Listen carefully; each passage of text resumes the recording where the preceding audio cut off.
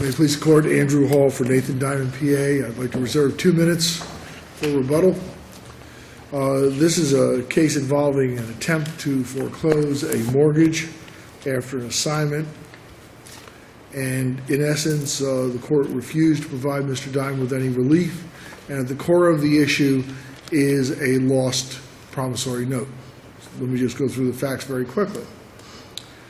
Nathan Diamond, PA is a law firm that engages in criminal defense. In 2005, Mr. Diamond and his law firm were engaged to defend Mr. Gonzalez in a felony matter, a murder case involving initially a second-degree murder, ultimately elevated to first-degree murder.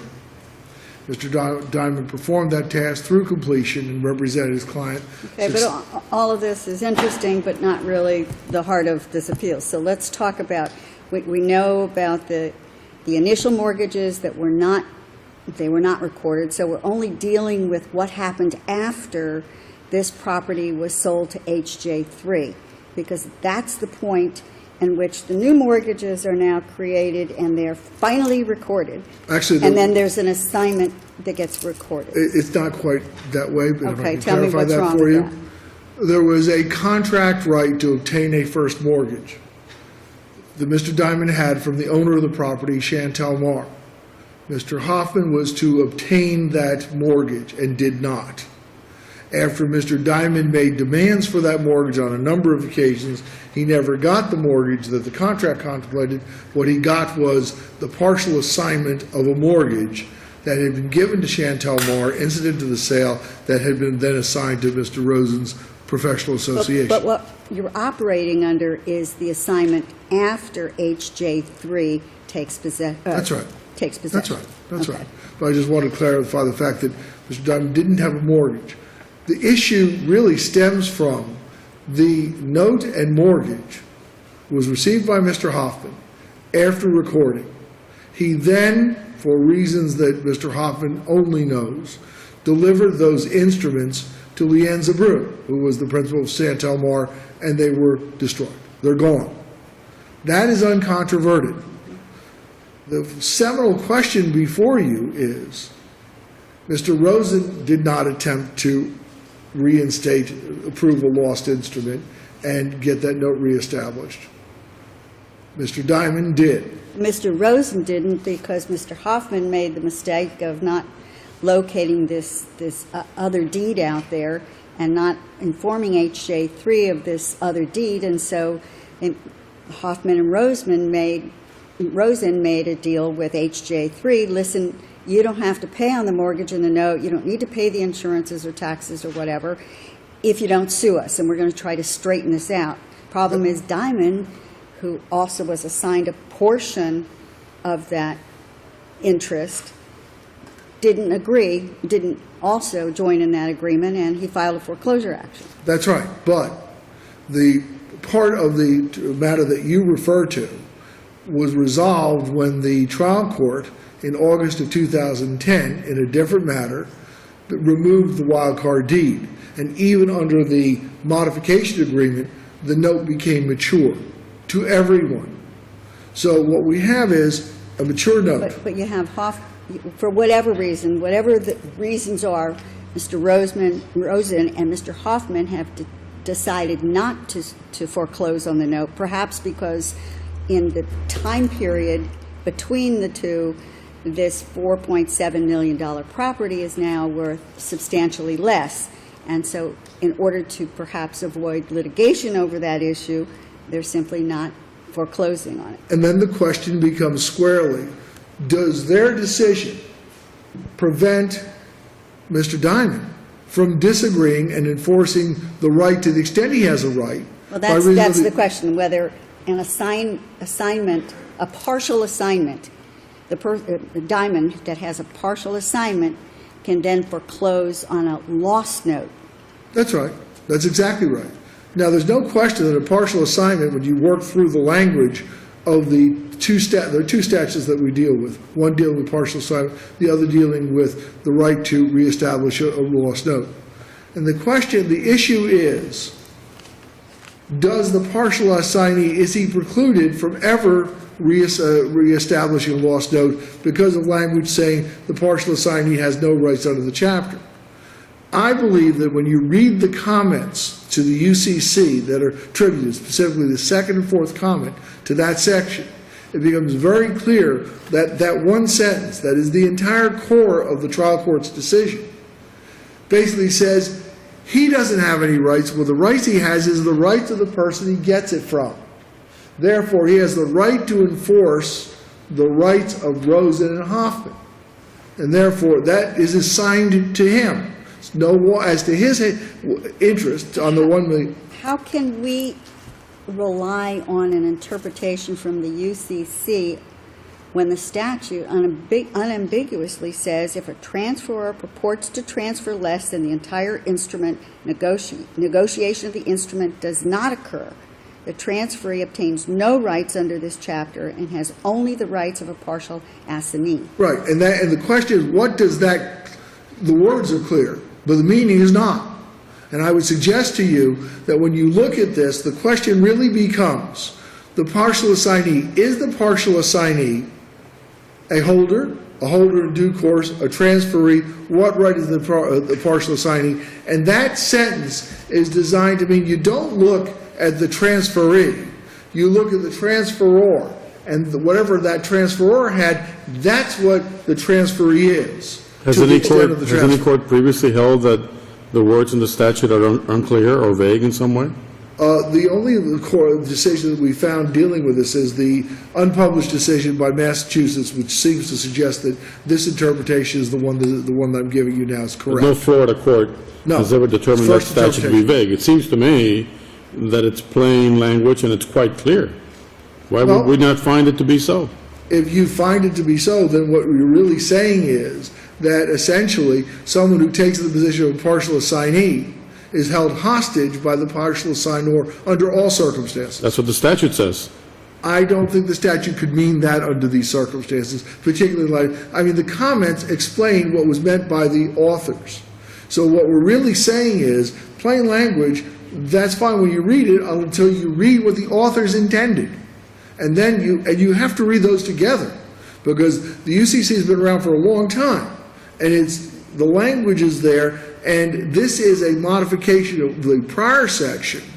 The prior section of the UCC had some slightly different language, and the whole point was to try to clarify what was occurring here so that when you looked at the transferee, you weren't trying to basically say, transferee, are you a holder in due course, or a mere transferee? What they're saying here, and that's why those comments are important under Section 2 and 4 of the Advisory Committee notes, is look at the transferor.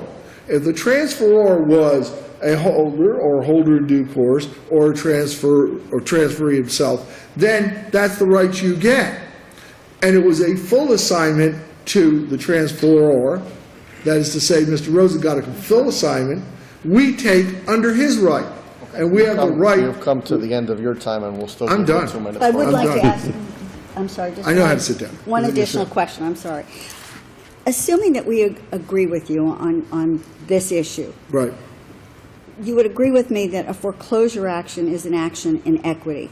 And the trial court did make a finding that the equities lie with H.J. 3, who was a bona fide purchaser for value, who, according to the trial court's findings, everybody knew about, later found out about this wild deed, didn't tell Right. H.J. 3 about Right. the deed nor the transfer, the partial transfer to Diamond, Right. and therefore H.J. 3, the equities lie with H.J. 3 essentially. I would respectfully submit that deals with the third affirmative defense, which is alleged as a failure of consideration.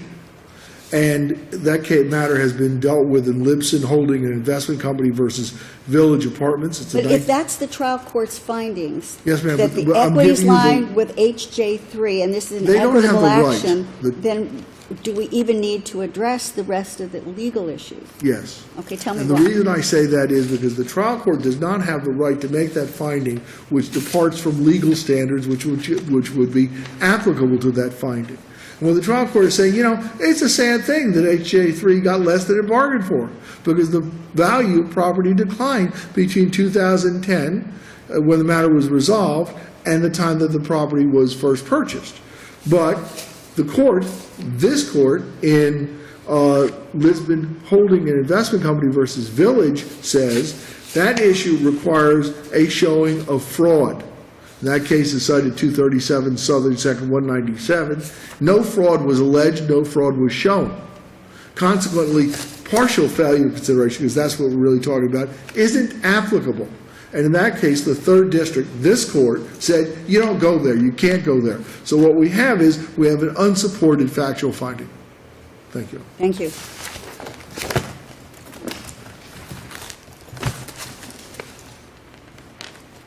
Good morning, Your Honors. Kurt Von Gotten on behalf of HJ3 Inc. And if it may please the Court, Mr. Levy, who is the attorney for Stephen Rosen, PA, is asking for 4 minutes of the... You're going to get 6, and we're going to hold you to it. Go ahead. Thank you, Your Honor. Well, it's our position, obviously, that the trial court properly denied Mr. Diamond's foreclosure action. And obviously, the biggest issue is the fact that he did not provide a note. The case law is clear and unequivocal that in order to prevail upon a mortgage foreclosure action, you have to have the note, and if you don't have the note, you have to use Florida Statute 673.3091 to reestablish the lost note, which of course is part of the UCC, part of the negotiable instrument statute. The only problem is because this is a partial assignment. It says that partial assignees don't have any rights under that chapter. That's correct, 673.2031 subsection 4. And additionally, the notes which to that section also state that a mortgage a note cannot be divided. It's an indivisible chosen action. It's one mortgage. It's indivisible, and in this case it was one mortgage or one note, one mortgage made to one payee. Chantel Mar assigned to Mr. Rosen, which was subsequently partially assigned to Mr. Diamond. So this isn't a situation like the case of Creamer versus Altman, which is cited in the appellate's brief, which was a joint note where they had two different payees on the note, two different payees on the mortgage, and the people at all times, the mortgagors at all times, knew that they're supposed to pay two people. In this situation, we had one person, and the note actually is to Chantel Mar only, with to be paid by Steve Rosen before it was assigned to Mr. Rosen. But if this is an action in equity, then it would, if Mr. Rosen and Hoffman never foreclose, I guess Rosen, if Rosen never forecloses on this note, then Diamond never gets paid, never has a remedy. He's held hostage to the actions of whatever Rosen does, and Rosen is in the driver's seat in terms of his negotiations with HJ3. How can that be equitable? Well, Mr. Diamond did have a remedy, which was to sue under the theory of partial assignees, which apparently you cannot sue. The authority says you cannot sue at law, you have to sue at equity. To sue at equity, you have to sue everybody who has an interest in the note, and at that point in time, the court sitting in equity can make an equitable decision. And in this case, the court balanced the equities as it did in the mortgage foreclosure action and determined that the equities lie in favor of Mr. Rosen. This is a situation... Not in favor of Mr. Rosen and HJ3. HJ3, correct. And to some extent to Mr. Rosen, since he was a defendant. Mr. Rosen knew about this wild deed and didn't tell HJ3 and made the assignment and didn't tell HJ3, so obviously Yes, the equities don't lie with Mr. Rosen. Yes, correct, Your Honor. And they certainly don't lie with Mr. Diamond either, because as the court found in its findings of fact and also its conclusions of law, Mr. Diamond knew everything that was going on along with Mr. Rosen and Mr. Hoffman. And for 7 months, everybody collected the money from HJ3 while it was remediating the property from the hurricane damage of 2005 and collecting substantial amounts of money. I believe it was $311,000 on the Chantel Mar mortgage and $1,500 on the 57478 OH Corporation mortgage, all at the same time where HJ3 was expending substantial amounts of money. I think there's testimony at least $50,000 and hours of man time to clean up the property. So it's our position, obviously, that the court balanced the equities, and HJ3 was the party in whose equities they balanced in favor of. And also, Your Honor, one of our affirmative defenses was Diamond did not have the authority to foreclose because Mr. Rosen was the controller of the note, which, if you look at the authorities, it seems to say that the assignor is the person who controls the note if, in fact, the indivisible note is partially assigned to another person. And it would make sense. Somebody has to be in control of the single note. And in this case, it was Mr. Rosen. And Mr. Rosen was the person who was paid by HJ3. Mr. Rosen was the person who was doling out the money to Mr. Diamond when all this was happening. Mr. Rosen was the person who figured out how to pay off everybody's attorney's fees by selling the property, which the trial court apparently found that Mr. Diamond knew about. So therefore, as some of the authorities which I cited state, the assignor is the master of the partial assignment, which we believe is the situation in this case, in which the court properly determined. You're at the 6-minute mark, so we'll hear from Mr. Lee. Thank you. Good morning. May it please the Court. Jay Levy on behalf of Stephen Rosen, PA, and OHC Corporation. There are two separate reasons why this judgment needs to be affirmed. And the second is, Judge Rothenberg, as you alluded to, is the finding of fact made by the trial court on the equities. Let us not forget in this case, when we start talking about Mr. Rosen, that he's only joined as a subordinate lienor, and that's his only status in this case, although the case was fully tried. The point is here that the trial court found in multiple findings of fact, all of which are supported by the evidence, that the equities were not with the plaintiff in this case, and indeed a mortgage foreclosure is an equitable proceeding. The trial court found at page 648 of the record as follows: though Mr. Diamond testified that he knew nothing about the development, and that's about the purchase from Chantel Mar and 57448 OH Corp in the transaction, that he knew nothing of this development and that it was undertaken without his authorization and approval, the court rejects his testimony. Mr. Diamond was aware of the actions of Hoffman and Rosen at all times. Mr. Rosen testified that it was necessary to sell the property so that Rosen and Diamond could have liquid funds for their respective legal services, rather than relying upon mortgages on the subject property. So the actions were taken for the benefit of both by Mr. Rosen, but we don't need to go there in this. We only need to determine whether the trial court's determination of the equities is supported by competent substantial evidence. I don't need to tell Your Honors that in an appeal, as you all know far better than I, we don't reweigh the evidence, we don't consider a redefinition of the credibility. Trial court found that Mr. Diamond was not credible. There is evidence not only from Mr. Rosen that he knew, but also from Leanne's Brew, who testified that every time I went down there, he was there. Every time there was a discussion, Mr. Diamond was present. He heard it all, and he knew what was going on. So there's plenty of evidence that Mr. Diamond knew what was going on. The trial court found in essence as follows, as I understand her findings. Well, Diamond's assignment occurred after the defect, and the title was already discovered, and yet, according to the judgment by the trial court, Diamond never alerted HJ3 to that fact as well. That is correct, and it was done, that assignment was done according to the trial court with testimony from Rosen that Diamond knew of the defect when he took the assignment.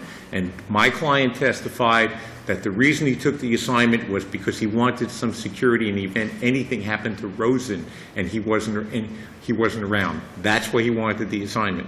But when the mortgage was being paid, there were distributions. The evidence shows distributions were being made to Diamond. He wasn't, not getting the benefit of it. So I would say to you the following. I would say to you that the equities are where the trial court found that between Mr. Van Gotten's client and Mr. Diamond, and between my client, it worked something like this.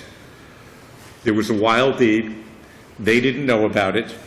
Okay, when they found out about it, there's testimony from one of Mr. Von Gotten's clients that they went to get. When you're talking about who's number 1, 2, and 3, you have to deal with Hoffman and Rosen, whose responsibility it was to know about that Except wild that deed. between us, there's no claims back and forth in this lawsuit.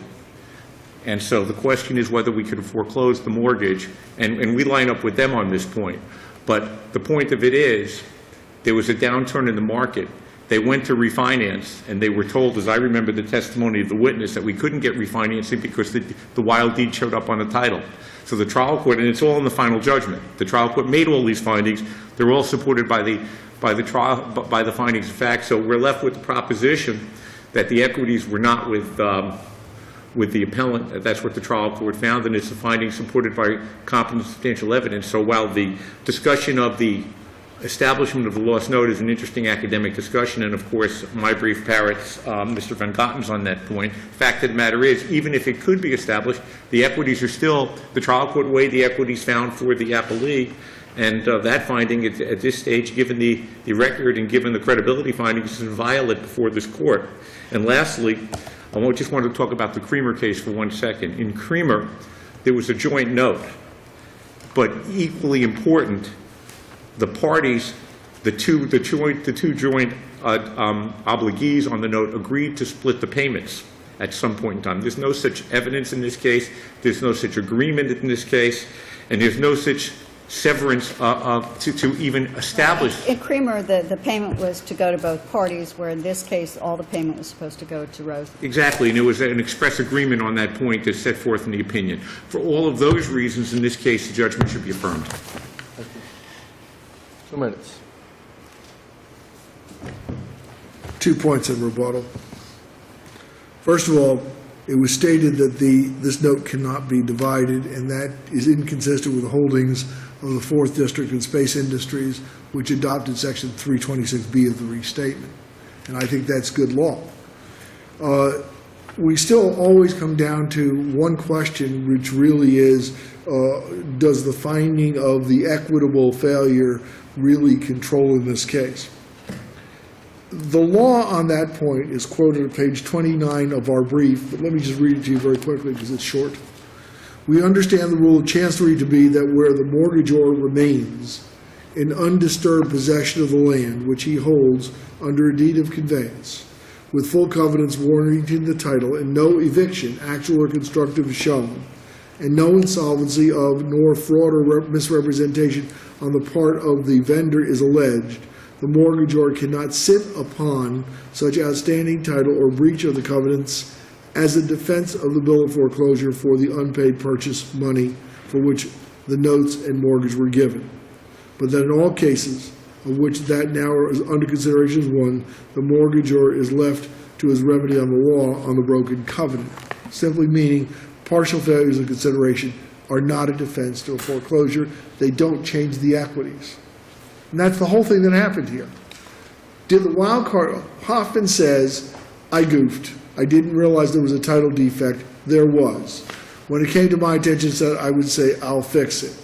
Is that the type of equity for which Diamond, who played no role because he wasn't involved in that, played no role whatsoever in that, is that the type of inequity that causes him to lose? Well, the problem that, in my mind, is that once Diamond knows about the defect and clearly knows about his assignment, but more importantly, when he knows that Hoffman and Rosen are negotiating with HJ3 for HJ3 not to sue them because of the failure to find this wild deed and to notify them, he allows them to negotiate so that they don't file a lawsuit and they don't foreclose, and then he comes in to foreclose. That seems to defeat the entire negotiation between them, which he was aware of. And Let me just deal with that one subject. Would be a problem with the trial court's mind. Those negotiations were conducted only between Hoffman and Rosen, but they were culminated in an instrument that had a place for Diamond's signature. Right, and he says, I'm and not Diamond signing said off. no. And that instrument is presented back to the owner, HJ3, without Diamond's signature. Now they know. So HJ3 knew all along Diamond wasn't going to because he agree? basically said no. Okay, well, and that's how they came into notice. So it's not like he sat back and trapped them. He said, I'm not going along with this thing. So you might have an agreement with Rosen and Hoffman on anything they want. You don't have one with me. I'm not sandbagging you. And he didn't. Thank you. Thank you.